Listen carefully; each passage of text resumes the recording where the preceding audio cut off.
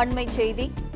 Notice போர்டில் தனியார் பள்ளி கல்வி கட்டண விவரங்களை வெளியிட வேண்டும் என்ற உத்தரவை எதிர்த்த வழக்கில் தமிழக அரசு பதிலளிக்க வேண்டும் என சென்னை உயர்நீதிமன்றம் உத்தரவு பிறப்பித்திருக்கிறது.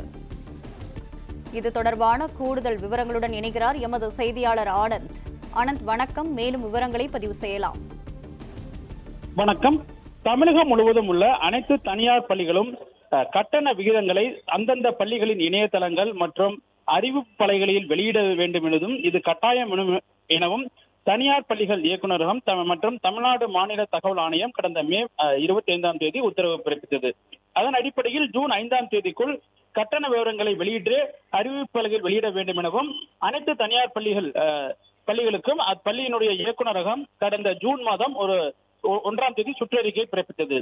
இந்த உத்தரவை எதிர்த்து சென்னை உயர்நீதிமன்றத்தில் அகில இந்திய தனியார் கல்வி நிறுவனங்களின் சங்கத்தின் சார்பில் அதனுடைய பொதுச் செயலாளர் கே பழனியப்பன் உயர்நீதிமன்றத்தில் ஒரு மனு தாக்கல் செய்திருந்தார். இந்த வழக்கு உயர்நீதிமன்ற நீதிபதி எம் தண்டபாணி முன்பாக விசாரணைக்கு வந்தது. அப்பொழுது மனுதாரர் தரப்பில் ஆஜரான வழக்கறிஞர் தகவல் உரிமை சட்டம் தனியார் கல்வி நிறுவனங்களுக்கு பொருந்தாது எனவும் உச்சநீதிமன்றம் இது தொடர்பாக ஏற்கனவே தீர்ப்பளித்திருப்பதாகவும் தெரிவித்தார். மேலும் சிபிஎஸ்இ போன்ற மத்திய அரசின் பாடத்திட்டத்தின் கீழ் நடத்தும் பள்ளிகளை தமிழக அரசு கட்டுப்படுத்த முடியாது எனவும் வாதிட்டார்.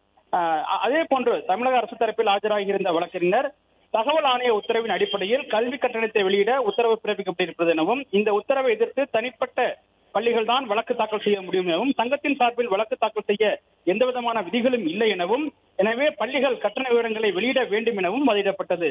இருதரப்பு வாதங்களை கேட்ட நீதிபதி கட்டண விகிதங்களை வெளியிட மறுக்க முடியாது என்றும் தகவல் உரிமை சட்டத்தின் விலக்களிக்கும் பிரிவின் கூட பொதுநலன் சார்ந்த விவரங்களை வெளியிட வேண்டும் என தெரிவிக்கப்பட்டிருப்பதாகவும் தெளிவுபடுத்தினார். மேலும் கல்வி கட்டணம் என்பது கருப்பு பணம் அல்ல என்பதால் இந்த விவரங்களை சொல்லலாமே என தெரிவித்ததுடன் வழக்கு குறித்து ஜூன் 18ஆம் தேதிக்குள் பதிலளிக்கும்படி தமிழ்நாடு அரசிற்கும் பள்ளி கல்வித்துறைக்கும் உத்தர நீதிபதி விசாரணை ஜூன் 18ஆம் தேதிக்கு தள்ளி வைத்திருக்கின்றார். பிளே ஸ்டோர் மற்றும் ஆப் ஸ்டோரில் இருந்து பாலிமர் செயலியை QR கோடு மூலம் பதிவிறக்கம் செய்யுங்கள். செய்திகளை உடனுக்குடன் பெறுங்கள்.